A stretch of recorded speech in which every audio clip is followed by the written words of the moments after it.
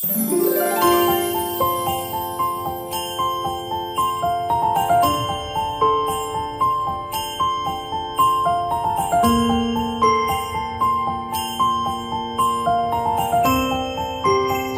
jemaat yang kekasih dalam Tuhan Yesus Kristus. Apa kabarnya hari ini? Kita bertemu lagi dengan acara Mawar pada hari ini. Saya ingin membawa kita untuk belajar tentang ilustrasi alam yang terjadi di tengah-tengah padang gurun yang kering, tandus, dan jauh dari air. Tetapi ada satu pohon yang membuat kita belajar bagaimana dia menjadi kuat, bisa bertahan, dan mampu untuk menjadi berkat bagi banyak orang di sekitarnya. Mari kita lihat di dalam bagian firman Tuhan, Mazmur 92 ayatnya yang ke-13. Firman Tuhan berkata demikian, orang benar akan bertunas seperti pohon korma.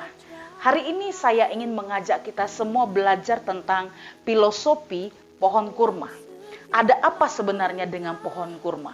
Kenapa Mazmur 92 ayat yang ke-13 Yesus mengajar kepada kita, Tuhan mengajar kepada kita untuk belajar dari pohon kurma. Karena dikatakan orang benar akan bertunas seperti pohon kurma. Kalau kita melihat bagaimana cara untuk menanam atau juga membuat pohon kurma itu bertumbuh, kita akan mulai dari biji. Biji pohon kurma itu ditaruh di dalam satu lubang yang istilahnya lubang pasir yang mungkin sangat dalam, 10, 20, sampai 50 meter kedalaman. Nah, ketika biji kurma itu ditaruh di dalam lubang pasir, bukan langsung ditimbun, tapi harus ditaruh batu sebagai penahan untuk biji kurma itu bisa bertahan hidup. Mengapa demikian?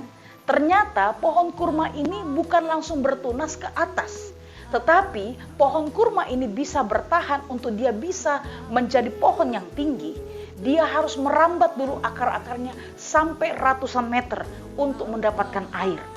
Ini sangat luar biasa Bapak Ibu. Karena apa? Pohon kurma ini identik bagaimana orang benar bisa bertunas seperti pohon kurma. Ternyata dari biji ketika ditanam di dalam lubang pasir, lalu diberikan batu untuk menahannya, supaya dia ini bisa bertumbuh. Tapi bertumbuhnya bukan langsung ke atas, tapi membangun kedalaman.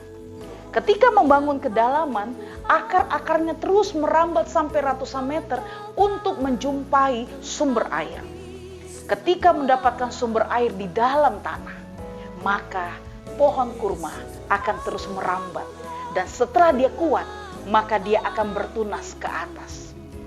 Bapak Ibu jemaat yang kekasih dalam Tuhan Yesus Kristus, filosofi dari pohon kurma ini menggambarkan bahwa tekanan hidup ternyata bukan membuat dia menjadi seorang yang istilah tumbuhan yang menyerah, tapi tumbuhan yang menggambarkan bahwa di dalam tekanan dia pasti bisa bertunas.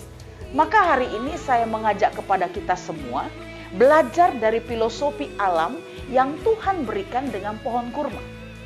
Ketika dia sudah bertunas ke atas, dia bagaikan seperti pohon kelapa tinggi.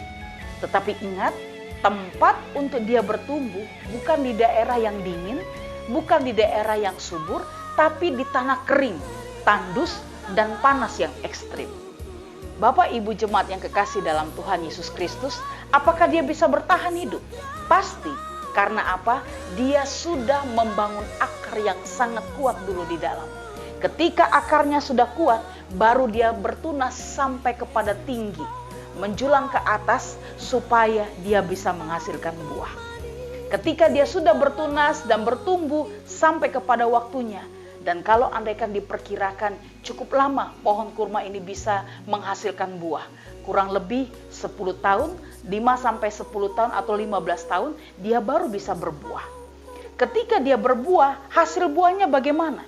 Apakah kering, apakah pahit, atau asam? Ternyata manisnya luar biasa. Itulah buah kurma.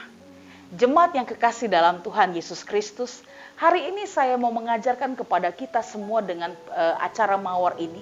Kalau andaikan pohon yang seperti pohon kurma saja, dia mengalami tekanan ketika dia mau bertumbuh. Ketika dia mau bertumbuh, dia harus dulu dihalangi atau diberikan beban yang sangat berat. Tapi ketika dia sudah membangun kedalaman dengan sangat kuat lewat akar-akarnya, dia bertumbuh dengan mencari air, sumber air ratusan meter. Dia berusaha untuk menggulingkan beban itu. Karena dia tahu, dia pasti akan bisa dan menjadi pemenang untuk dia bisa bertunas ke atas. Sehingga dia bisa menghasilkan buah. Kalau dilihat,